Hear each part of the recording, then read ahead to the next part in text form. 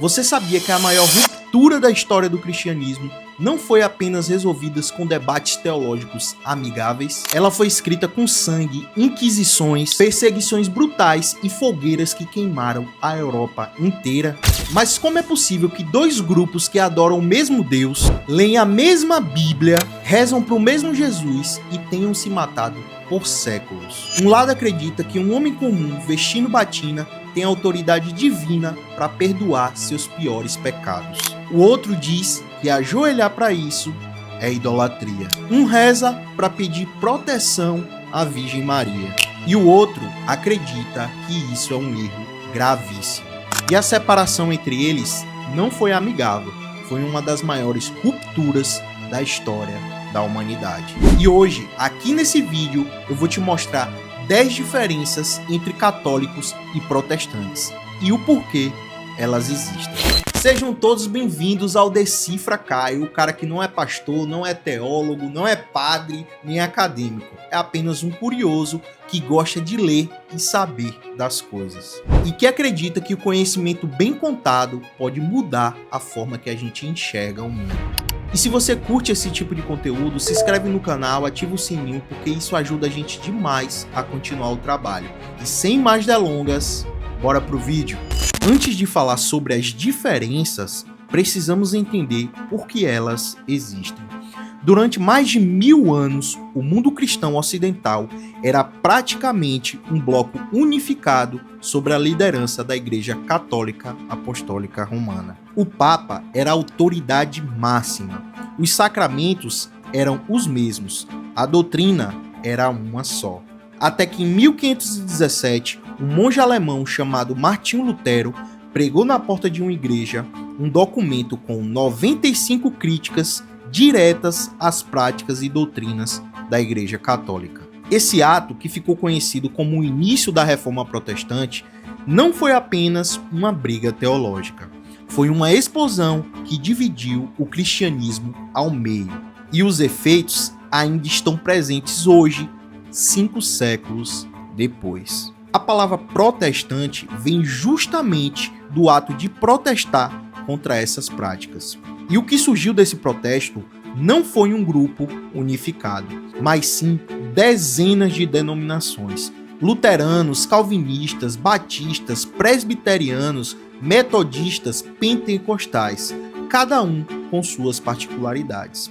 E é dentro dessa visão histórica que vivem as 10 diferenças que vamos explorar hoje. E eu garanto para você, elas vão muito além do que a maioria das pessoas imagina. A primeira diferença é uma das mais visíveis do cotidiano de uma comunidade religiosa. E você provavelmente sabe qual é. Mas o que eu quero que você entenda é por que ela existe e o que ela diz sobre cada uma dessas visões de fé. Na Igreja Católica Apostólica Romana, os sacerdotes fazem um voto de celibato. Isso significa que eles abrem mão do casamento e da vida conjugal para se dedicar completamente a Deus e à Igreja. Esse voto não é visto como uma privação, mas como um dom. A ideia é que, ao não ter uma família própria, o sacerdote pode ser um pai para todos, disponível, presente, sem dividir sua atenção. Ele imita, nesse sentido, a vida do próprio Cristo. Mas no mundo protestante, a lógica é completamente diferente. Pastores, bispos, ministros podem e muitas vezes são encorajados a se casar e a ter filhos. O argumento direto é: o apóstolo Pedro, que os católicos reconhecem como o primeiro papa, era casado. Paulo, em suas cartas, fala que bispos devem ser maridos de uma só mulher. Para os protestantes, o casamento não é um obstáculo para o ministério. Pelo contrário, ele é uma escola de amor, paciência e liderança, que torna o pastor um líder mais completo. Alguém que entende de perto as dificuldades de sua congregação, porque vive as mesmas. Parece uma diferença simples, mas ela revela algo profundo. Duas visões diferentes sobre o que significa servir a Deus no mundo. Agora imagine que você fez algo de errado, algo que está pesando na sua consciência. E aí você decide confessar. A partir disso surge uma diferença que divide bilhões de cristãos. Então você confessa diretamente para Deus ou você precisa de um intermediário humano para que isso dê certo? Para a Igreja Católica existe um sacramento chamado penitência ou reconciliação. Nele, o fiel confessa seus pecados diretamente a um sacerdote, que age como intermediário a Deus. O padre, com essa autoridade conferida pela ordenação, tem o poder de absorver, ou seja, de perdoar esses pecados em nome de Deus. A lógica católica tem como base o que Jesus disse aos apóstolos: a quem perdoares os pecados, serão perdoados. Para o catolicismo, essa autoridade foi transmitida aos sacerdotes através da sucessão apostólica, uma cadeia ininterrupta que chega até hoje. Por outro lado, no mundo protestante, acredita-se que a estrutura toda é desnecessária. A resposta deles para essa pergunta é muito mais direta. Você confessa seus pecados a Deus e ponto. Não precisa de intermediário humano. E a justificativa está em 1 Timóteo 2,5, que diz: há um só mediador entre Deus e os homens, Jesus Cristo. Então, se Jesus já faz esse papel, por que precisaria de alguém mais? A confissão coletiva em cultos protestantes existe, mas a absolvição, entendem eles, que vem diretamente de Deus pela fé e não de um padre. Uma diferença que, no fundo, levanta uma questão muito maior. O que é necessário para o perdão acontecer de verdade? Antes de falar sobre essa diferença, eu preciso explicar o que é um sacramento, de um jeito que faça sentido fora das paredes da igreja.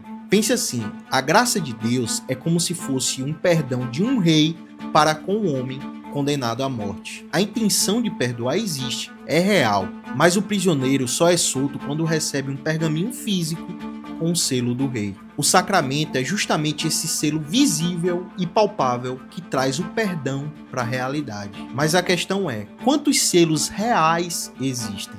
A Igreja Católica reconhece 7 sacramentos: o batismo, a confirmação, a Eucaristia, a penitência, a unção dos enfermos, a ordem sacerdotal e o matrimônio.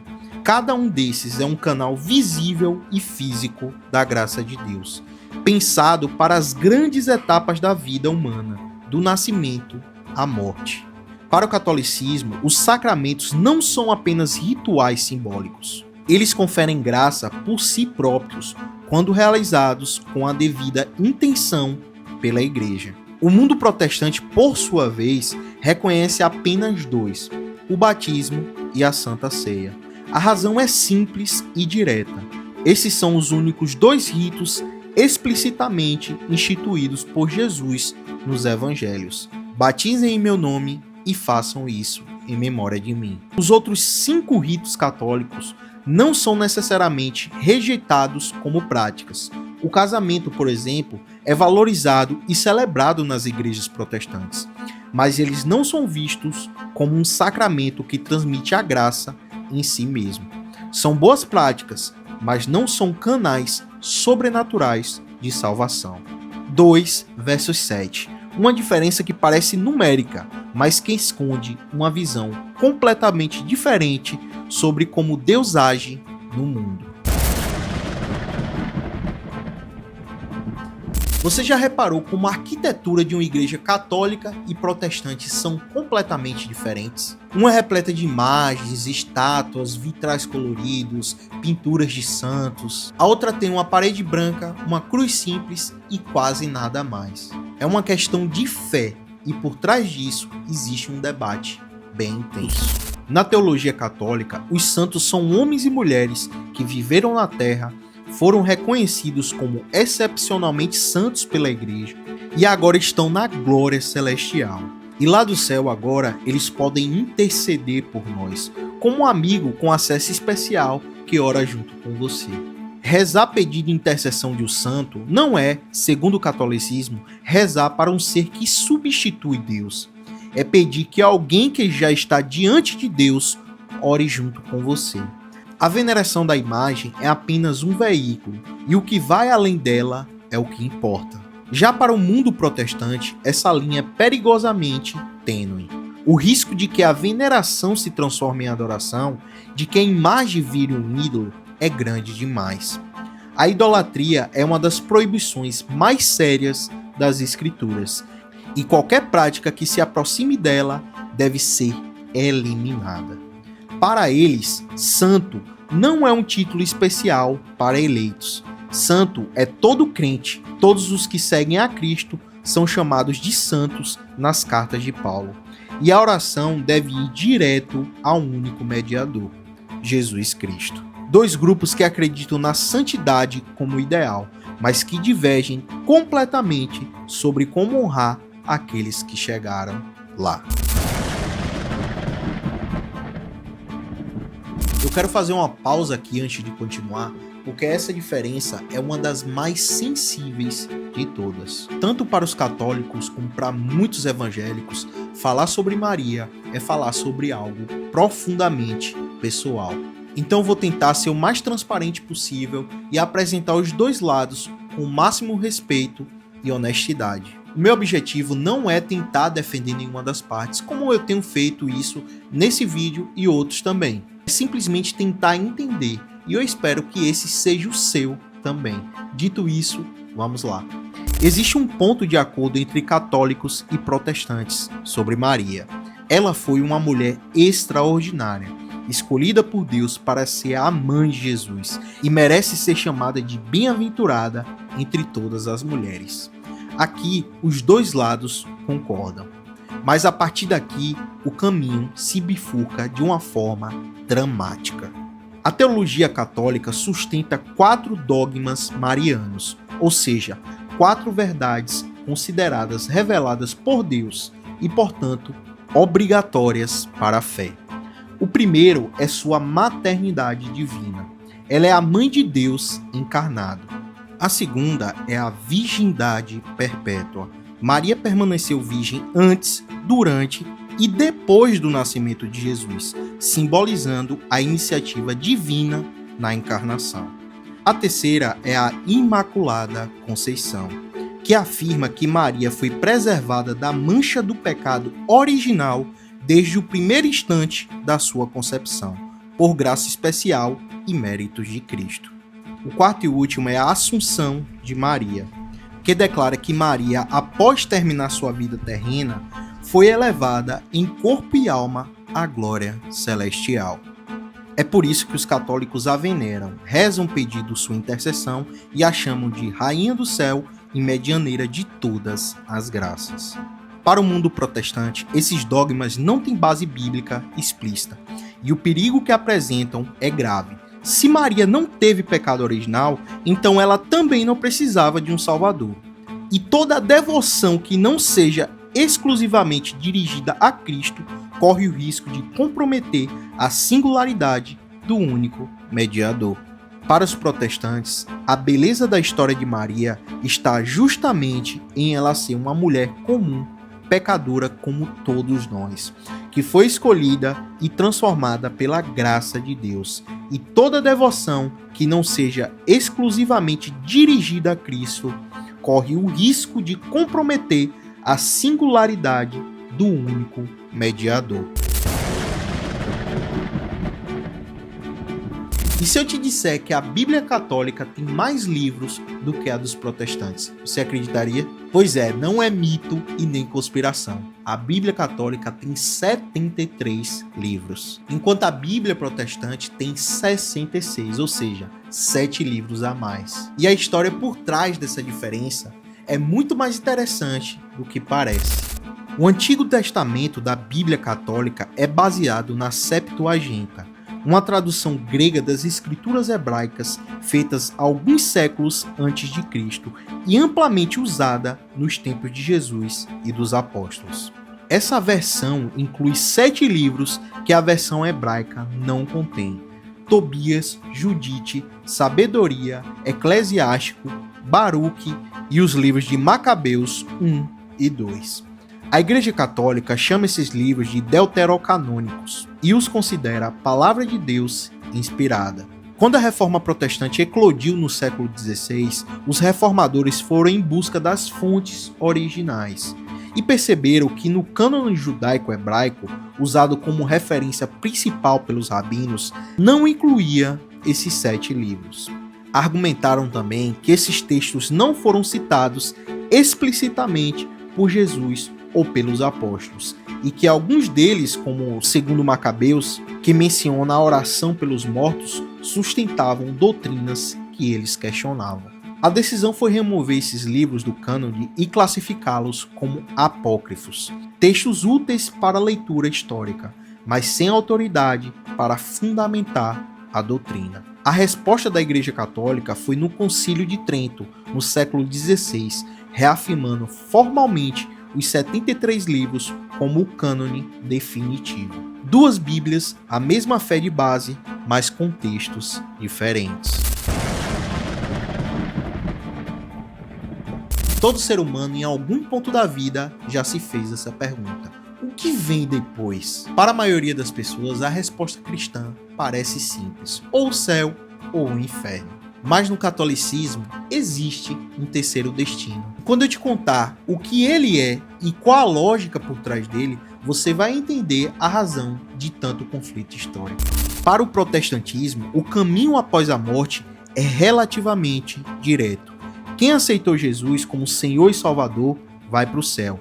Quem rejeitou vai para o inferno. Não existe estação intermediária. Não existe segunda chance. Não existe nada entre esses dois destinos. A teologia católica, no entanto, introduz um conceito chamado purgatório. E aqui é importante ser preciso. O purgatório não é um inferno fraco, não é uma segunda chance para aqueles que não acreditaram em vida. Ele é um estado de purificação temporária para os que morreram na graça de Deus, mas que ainda carregam as consequências não reparadas dos seus pecados. A lógica é assim: o pecado tem 2 consequências: a culpa eterna, que é apagada quando a pessoa aceita a fé, e a pena temporal, o desajuste que o pecado causou à alma. Se essa reparação não foi completa em vida, ela é concluída no purgatório. Para sustentar essa crença, os católicos citam passagens como 1 Coríntios 3,15, que fala de ser salvo como que pelo fogo, e a prática antiguíssima de orar pelos mortos. E essa prática só faz sentido se as almas ainda estiverem no estado onde a oração pode ajudá-las. Para o protestantismo, o purgatório é uma das doutrinas mais problemáticas de toda a história da igreja. E o argumento central é poderosíssimo e está baseado na fala de Jesus quando disse: "Está consumado" na cruz. Ou seja, a obra está completa. O preço foi pago integralmente. A ideia de que um crente precisa de purificação adicional depois da morte é para muitos um insulto direto ao sacrifício de Jesus Cristo. Uma doutrina, 2 mundos de interpretação. Na última ceia, Jesus pega um pão, olha para os seus discípulos e diz: "Isso é o meu corpo". E essas 4 palavras, "isso é o meu corpo", dividiu o cristianismo de um jeito que persiste até hoje. Porque o que parece uma frase simples esconde umas disputas teológicas mais complexas e apaixonadas de todos os tempos. Na missa católica, quando o sacerdote consagra o pão e o vinho, ocorre o que a igreja chama de transubstanciação. A aparência permanece a mesma. O pão continua com sabor, cheiro, textura de pão, mas a sua substância, na sua realidade mais profunda, o que ele verdadeiramente é, se transforma. Ele deixa de ser pão e se torna, literalmente, o corpo de Cristo, real, verdadeiro, presente de forma substancial. Para os católicos, a Eucaristia não é um símbolo, é um milagre central da fé, a fonte e o cume da vida cristã. Cristo está ali, presente naquele altar. Para os protestantes, essa doutrina é rejeitada com uma construção filosófica medieval, não bíblica. Mas aqui, o mundo protestante não fala só com uma única voz. Os luteranos acreditam numa presença real e física de Jesus Cristo nas formas do pão e do vinho. Não que a substância mude, mas que Cristo está lá de forma misteriosa junto com os elementos. Já os calvinistas, chamados de reformadores, defendem uma presença espiritual real. Cristo está genuinamente presente na ceia, mas de forma espiritual, não física. Já os batistas e muitos pentecostais entendem o rito como um memorial puro, uma lembrança simbólica do que Cristo fez. O pão é pão, o vinho é vinho. O que importa é o que ele representa. O mesmo gesto, iniciado na mesma mesa, com o mesmo Jesus e 4 interpretações radicalmente diferentes do que acontece com aquele pão. Essa, para mim, é uma das diferenças mais importantes que nós vamos ver aqui. Porque ela não é sobre um ritual, uma imagem ou um livro bíblico. É sobre uma pergunta fundamental de qualquer religião. Como é que um ser humano imperfeito pode estar certo diante de um Deus perfeito? E a resposta para essa pergunta foi o estopim da Reforma Protestante. E ela divide os dois mundos até hoje. Para os católicos, a justificação, ou seja, o processo pela qual alguém é declarado justo diante de Deus, é uma transformação contínua. Ela começa no batismo, que planta a semente da graça e vai crescendo ao longo da vida através da fé, das boas obras, dos sacramentos e da oração. É como uma transfusão de graça divina que vai transformando o crente, tornando-o cada vez mais parecido com Cristo. A justiça não é apenas declarada, ela é progressivamente infundida na alma.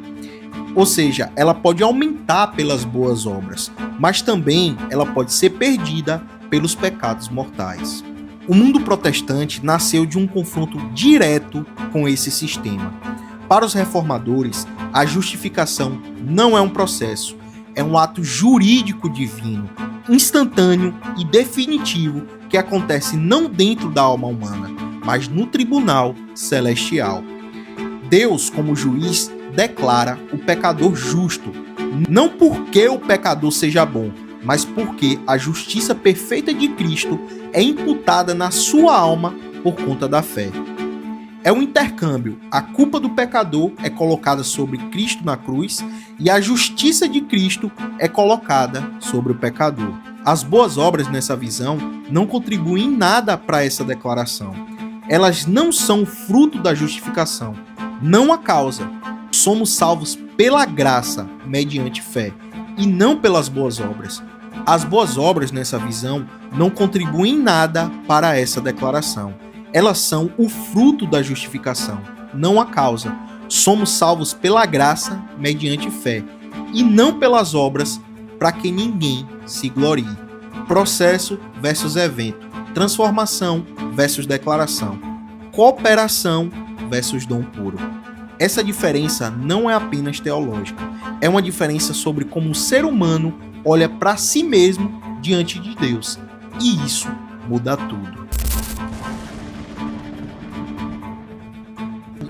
Chegamos à última diferença, e essa aqui é especial, porque ela não é só mais uma divergência, e sim porque ela é a mãe de todas as divergências, a raiz onde brota todas as outras que vimos até aqui. E se você entender essa, você vai entender tudo, porque a grande pergunta é, quando dois cristãos discordam, quem é que decide quem está certo? Para a Igreja Católica, a autoridade repousa sobre 3 pilares indissociáveis, como um banquinho de 3 pernas, que são as Sagradas Escrituras, a Sagrada Tradição e o Magistério. A Escritura é a Bíblia, a tradição são os ensinamentos transmitidos pelos apóstolos de forma oral, antes mesmo de serem escritos. E o Magistério é a autoridade de ensino da Igreja, os bispos em comunhão com o Papa, que é o sucessor de Pedro. Para os católicos, a Bíblia não caiu do céu pronta. Foi a Igreja que a escreveu, compilou e canonizou. Portanto, se a Igreja tem autoridade sobre o cânone, ela também tem autoridade para interpretá-la. O Papa, em situações específicas e formais, fala com infalibilidade em matéria de fé e moral. Para o mundo protestante, essa estrutura inteira é uma usurpação. A resposta está somente nas Escrituras. A Bíblia para eles, e apenas a Bíblia, é a autoridade máxima, final e infalível em todos os assuntos de fé. A tradição pode ser útil, os concílios podem ajudar, a experiência tem valor, mas tudo isso é secundário e deve ser julgado à luz da palavra. Para os protestantes, a infalibilidade papal e o magistério são invenções humanas que usurpam uma autoridade que pertence apenas a Deus. Qualquer crente, guiado pelo Espírito Santo, pode ler as Escrituras e compreender as verdades essenciais da fé. E é exatamente por isso que existem tantas denominações protestantes. Sem um árbitro institucional final, cada grupo interpreta a Bíblia à sua maneira. Isso pode gerar riqueza de perspectivas, mas também pode gerar fragmentações sem fim. Dois sistemas de autoridades, duas formas completamente diferentes de entender como Deus fala com o mundo. 10 diferenças, séculos de história e bilhões de pessoas. E agora, na minha conclusão, eu vou fazer uma citação de C.S. Lewis, que é o escritor das Crônicas de Nárnia, que diz que o cristianismo é como uma casa grande com um corredor central enorme. No corredor central ficam todas as crenças que todos os cristãos compartilham. As denominações catolicismo, protestantismo, ortodoxia são os quartos que saem desse corredor. Você precisa escolher um quarto para viver, mas você não pode tratar os outros quartos como inimigos só porque são diferentes do seu. Mas aqui é o Decifra Caio. E assim como eu fiz nos outros vídeos, eu não vou me esconder por trás da imparcialidade. Tá na hora de mostrar o quarto que eu durmo. A minha análise até aqui foi 100% documental e imparcial, mas a minha fé tem lado. Eu sou cristão e me alinho muito mais com a visão protestante, mas esse aqui não é o ponto final da minha conclusão. A minha convicção não está no processo de purificação ou intercessão de santos, mas em um ato único. Quando eu olho para a cruz, eu vejo o preço que foi pago de forma integral e definitiva. Então a minha esperança, ela descansa na graça imerecida de Cristo para conosco. O debate teológico é muito fascinante e necessário, mas qualquer discussão sobre Deus que começa com ódio e desrespeito, para mim já começou errado. Mas agora eu quero ver você aqui nos comentários. Qual dessas 10 diferenças foram as mais impactantes para você? Será que existe algum ponto de reconciliação aqui? Dentre essas 10 diferenças, tem alguma que você concorde ou discorde mais? A sua visão se alinha mais para o lado protestante ou para o lado católico? Muito obrigado por você ter assistido até aqui. Não esquece de deixar o like. Até o próximo vídeo. Fui!